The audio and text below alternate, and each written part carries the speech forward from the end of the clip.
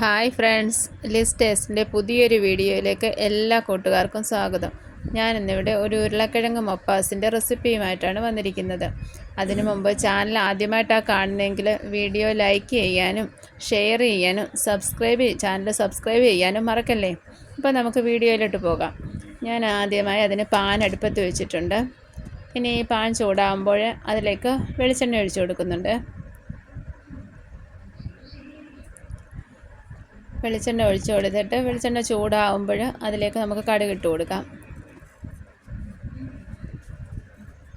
ഇനി കടുക് നന്നായിട്ട് പൊട്ടിക്കഴിഞ്ഞിട്ട് ബാക്കിയുള്ള ഇൻഗ്രീഡിയൻസ് ഇട്ട് കൊടുക്കാം. ഈ മപ്പാസ് എളുപ്പത്തിൽ തയ്യാറാക്കാൻ പറ്റുന്നതാണ്. നമുക്ക് ഒരുപാട് ഇൻഗ്രീഡിയൻസ് ഒന്നും ആവശ്യമില്ല. അപ്പോൾ ഞാൻ ഇതിലേക്ക് കടുകൊക്കെ പൊട്ടിയിട്ടുണ്ട്. ഇനി അതിലേക്ക് സവാള ഇട്ട് കൊടുത്തിട്ടുണ്ട്. ഒരു മീഡിയം സൈസ് സവാളയായിട്ട് കൊടുത്തത്. ആ സവാള നന്നായിട്ട് ഒരല്പം ഉപ്പും കൂടി ഇട്ട് നന്നായിട്ട് വഴറ്റുക. ഇനി അതിലേക്ക് ഒരു 3 പച്ചമുളകും കൂടി ഞാൻ ഇട്ട് കൊടുക്കുന്നുണ്ട്.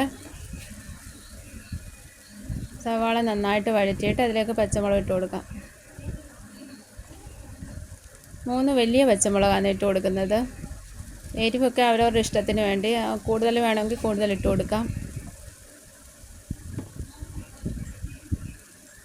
പച്ചമുളകും ആ സവാളയൊക്കെ നന്നായിട്ട് വഴന്ന് വരട്ടെ.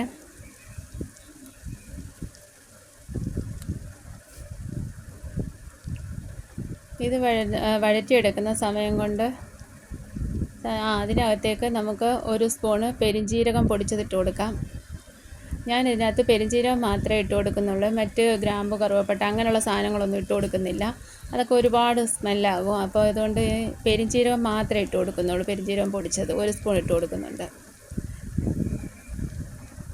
ഇനി ഈ സമയം കൊണ്ട് അതിലേക്ക് ചേർക്കാനുള്ള മല്ലിപ്പൊടി പച്ചയ്ക്ക് അരച്ചെടുക്കാം. നമുക്ക് ഒരു മിക്സിയുടെ ചെറിയ ജാർ എടുത്തിട്ട് ഒരു 2.5 സ്പൂൺ മല്ലിപ്പൊടി ഞാൻ എടുത്തിട്ടുണ്ട്. ആ മല്ലിപ്പൊടി ഇട്ട് ഒരു കഷ്ണം വെളുത്തുള്ളിയും കൂടി ഇട്ട് അല്പം വെള്ളം ഒഴിച്ച് അരച്ചെടുക്കാം.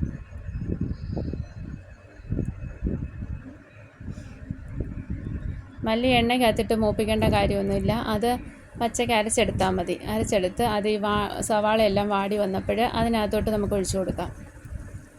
സവാള ഇപ്പം നന്നായിട്ട് വാടി വന്നിട്ടുണ്ട്.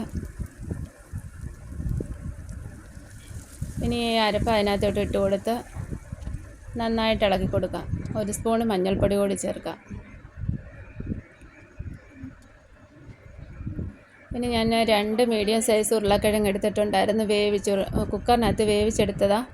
അത് ഇതിൻ്റെ കൂടെ ഈ അരപ്പിനകത്ത് നന്നായിട്ട് മിക്സ് ചെയ്ത് തിളയ്ക്കാൻ വെക്കാം. നമുക്ക് ഉരുളക്കിഴങ്ങ് വെന്തിരിക്കുക, അതിന് പ്രത്യേകിച്ച് വേണ്ട കാര്യമൊന്നുമില്ല. എന്നാലും അരപ്പൊക്കെ ഒന്ന് തിളയ്ക്കാൻ വേണ്ടി ഉപ്പൊക്കെ നോക്കി പാകത്തിന് ചേർക്കണം. ഉരുളക്കിഴങ്ങ് നന്നായിട്ട് വെന്ത് വന്നിട്ടുണ്ട്. മസാല കൂട്ടെല്ലാം ആയിട്ട് നന്നായിട്ട് തിളച്ച് വന്നിട്ടുണ്ട്. ഇനി ഇതിലേക്ക് നമുക്ക് അടുത്ത ഇൻഗ്രീഡിയൻസ് ചേർക്കാം. ഇതിപ്പോൾ ആ ഗ്രേവി ആണെങ്കിൽ ഉരുളക്കിഴങ്ങും ഒക്കെ ആയിട്ട് ആ ഉപ്പും എല്ലാം നന്നായിട്ട് പിടിച്ചു വന്നു. ഇനി ഇതിലേക്ക് ഞാൻ തേങ്ങാപ്പാൽ എടുത്ത് വെച്ചിട്ടുണ്ട്. ആ തേങ്ങാപ്പാൽ ഒഴിച്ചു കൊടുക്കാം. തേങ്ങാപ്പാൽ ഒഴിച്ച് കഴിഞ്ഞാൽ പിന്നെ തിളയ്ക്കേണ്ട കാര്യമൊന്നുമില്ല. നമുക്ക് പെട്ടെന്ന് വാങ്ങിയെടുക്കാം. അപ്പോൾ ഇതിലേക്ക് ഞാൻ തേങ്ങാപ്പാൽ ഒഴിക്കാൻ പോവുക.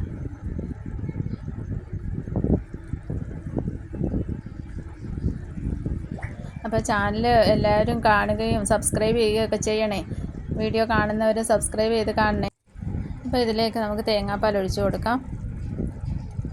ഞാൻ 1 കപ്പ് തേങ്ങാപ്പാൽ പിഴിഞ്ഞെടുത്തിട്ടുണ്ട് ഇതിനകത്തേക്ക് ഒഴിക്കാൻ വേണ്ടി. തേങ്ങാപ്പാൽ ഒഴിച്ചു കൊടുക്കുമ്പോൾ ഫ്ലെയിം കുറച്ച് വെക്കണം. തേങ്ങാപ്പാൽ ഒഴിച്ച് ചെറുതായിട്ട് ഇളക്കി കൊടുത്താൽ മതി. ചെറിയ ഫ്ലെയിമിലിട്ട് വേണേ തേങ്ങാപ്പാൽ ഒഴിച്ചു കൊടുക്കാൻ. ഫ്ലെയിം കുറച്ച് വെച്ച് കൊടുക്കണം. തേങ്ങാപ്പാൽ ഇട്ട് കഴിഞ്ഞാൽ തിളയ്ക്കാനൊന്നും പാടില്ല. പെട്ടെന്ന് നമുക്ക് വാങ്ങി വയ്ക്കാം. ഞാൻ ചെറിയ ഫ്ലെയിമിലിട്ടിരിക്കുക. ഇനി ഇത് ചെറുതായിട്ടൊന്ന് നമ്മൾ ഇളക്കി കൊടുക്കണം. തിളയ്ക്കൊന്നും ചെയ്യാതെ ഇളക്കി കൊടുത്തിട്ട് നമുക്ക് വാങ്ങി വെക്കാം. കറിയൊക്കെ റെഡിയായി വന്നിട്ടുണ്ട്. ഇനി ഒരു ചെറിയ ഫ്ലെയിം കൊടുത്ത് ഒന്ന് ഇളക്കി കൊടുത്തുകൊണ്ടിരുന്നാൽ മതി. ഒത്തിരി ഫ്ലെയിമൊന്നും വേണ്ട. ഈ കിഴങ്ങ് ഇപ്പം നന്നായിട്ട് ഉടച്ചെടുക്കേണ്ടവർക്കാണെങ്കിൽ വേണമെങ്കിൽ ഉടച്ചെടുക്കാം. ഞാൻ ഉടച്ചെടുക്കുന്നൊന്നുമില്ല. മുഴുവനെ അത് കഷ്ണമായിട്ട് കിടക്കുന്നതാണ് എനിക്കിഷ്ടം. അതുകൊണ്ട് ഞാൻ അങ്ങനെ എടുക്കുന്നത്. നമ്മുടെ റെസിപ്പി റെഡി ആയിട്ടുണ്ട്. ഇനി അടുത്ത വീഡിയോയുമായി കാണാം. ശരി, ബൈ.